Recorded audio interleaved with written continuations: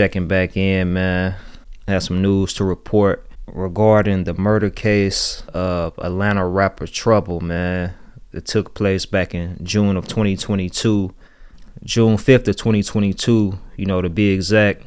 But some news has come out that the guy who was responsible for Trouble's death, Jamichael Jones, he's pleaded guilty to voluntary manslaughter and has been sentenced to 20 years in prison. Just a little background on what happened, man. On Sunday, June 5th of 2022, around 3:15 a.m., deputies were called to the Lake St. James apartments in Conyers, Georgia. When law enforcement arrived, they found Trouble on the floor with one gunshot wound to the chest. They ended up transporting him to a local hospital where he was pronounced dead. According to reports, what happened was, Trouble, he had been out partying, and he ended up linking up with a chick that, from what I understand, looking at an interview that Alley Boy did, he had already had history with this woman. It wasn't like somebody he had just met out the blue, but he had went home with her, and he ended up, falling asleep over there. And the chick's ex, this woman's ex, ended up being the dude, Jamichael Jones. They had reportedly broke up a week prior to that after a whole major disagreement. It said that he had got physical with her, put his hands on her, was also somebody who wasn't helping her out financially, so on and so forth. So it was a lot of stuff they were dealing with, man, and she decided to break up with him. The week prior, he left the spot and hadn't been back to the apartment since then. Trouble ends up going over there, linking up with her, falls asleep. The guy breaks into the apartment, sees her in bed with Trouble, and starts attacking her, while they're sleeping. She wakes up, Trouble wakes up, he gets up, tries to intervene. Him and the dude, Jamichael Jones, they reportedly, get into a fist fight, and it said that, Jamichael got his hands on Trouble's gun and ended up shooting him one time in the chest before fleeing the scene. By the time law enforcement arrived, somebody performing CPR on Trouble. He's on the floor. They ended up transporting him to the hospital. He was pronounced dead. It was around 48 hours later, the dude, Jamichael Jones, ended up turning himself in after talking to his mom. His mom convinced him to turn himself in. At that time, he was charged with felony murder, malice murder, aggravated assault, so on and so forth. And, he pretty much sat there, for a couple years. Fast forward to March of 2025, news has came out that Jamichael pleaded guilty to a charge of voluntary manslaughter and was sentenced to 20 years.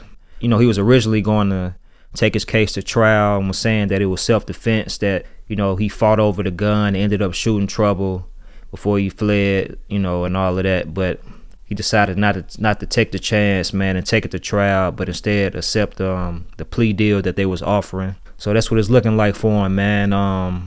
Just some backstory on the dude, Jamichael Jones. He's actually a rapper that was down with Dirt Gang, a collective that represented like Clayton County as well as South Atlanta.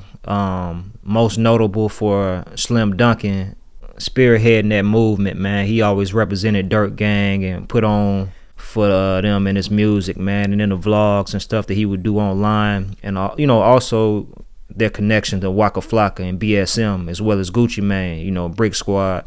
He was tied in with all of that, man. Derez Deshaun, at the time, he was known as D-Dash. He's another member of Dirt Gang, so on and so forth. So the dude, J. Mike, he was one of those people representing that crew. He put out some music, so he was an aspiring artist, but I guess it didn't go too far for him musically. His rap name was Dirt Gang J. Mike, or J. Mike. I don't know if he knew like Trouble personally, but he just saw him in the bed with his chick. He had just broken up with her a week prior. Man, made an emotional decision, and it's led to him losing his freedom, for the next couple of decades. From what I understand, it's saying that he'll get the 20 years plus time served. So the time he's been already incarcerated is going to be shaved off that 20-year sentence. For those unaware, Trouble was a rising rapper out of Atlanta, was a product of the east side of Atlanta, Zone 6, represented Edgewood, and also held the flag for Duct Tape Entertainment, you know, the same label and crew that Alley Boy, you know, represents, Big Bank Black, et cetera, man. When you say duct tape, we were down there saying our hood, you know what I'm saying? And man, we just were mashing, man. Like, I say I got out, and I got out of prison. I had went to prison. So when I got out, we started going real hard with the duct tape shit. And I say like 2007, Trouble, he was with another label called 211. He was with them and shit. And I just, you know what I mean, was catching wind of him and shit from being around him because he little Dave's cousin. And we'll be going over Dave's house. They got a little studio in the house. So they'll be recording and shit. So I be listening to that shit like, boy, this little nigga hard, hard, you know. But he was already fucking with them. Then after a while, he started being with us every day. So we like, fuck that, you duct tape, man. You ain't 211 no more. We like basically took him, you know what I mean? Right. Fuck that, you know. And shit, then it was, you know, me, B Green, Trouble, Dave, Black. Trouble had put in a lot of work on the independent side of things before actually transitioning over to getting a major break when he linked up with Mike Will and put out his project Edgewood. This is around like 2018. He got a major deal with Interscope around that time.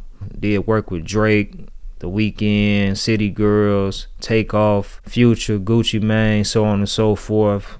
Had his own movement going, his own style. Ended up signing him with Def Jam after the label deal with Interscope didn't work out.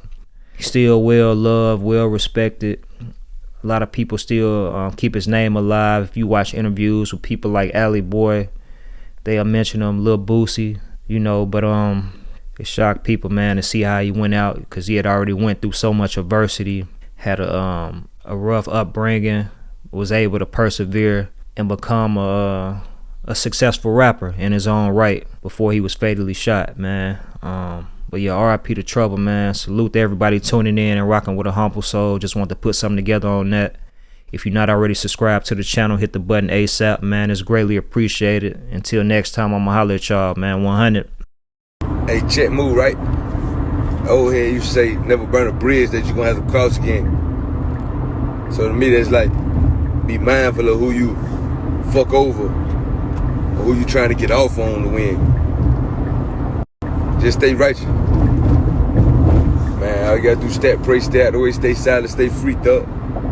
It gonna bum your way. As long as you got true intention, big God gonna overbless you.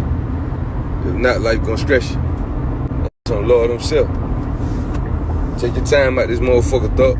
Y'all niggas ain't gotta make 10 million tomorrow. Everybody wasn't born into them situations about no nothing. Being overblessed. You know what I'm saying?